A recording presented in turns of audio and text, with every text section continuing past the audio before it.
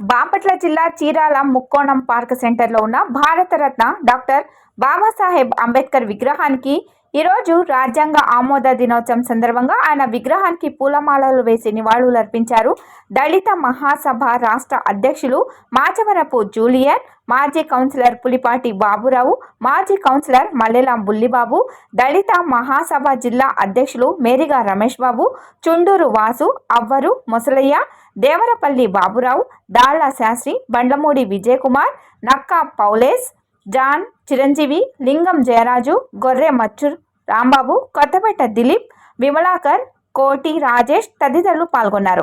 ఈ సందర్భంగా వీరు మాట్లాడుతూ 1949 నవంబర్ 26న రాజ్యాంగం ఆమోదం పొందింది. 2 సంవత్సరాల 11 నెలల 17 రోజులు మన భారత రాజ్యాంగం రచించారు మన భీమ్రావ్ అంబేద్కర్. అన్ని వర్గాలకు, అన్ని మతాలకు అనుకూలంగా రచించబడింది మన రాజ్యాంగం అని తెలిపారు.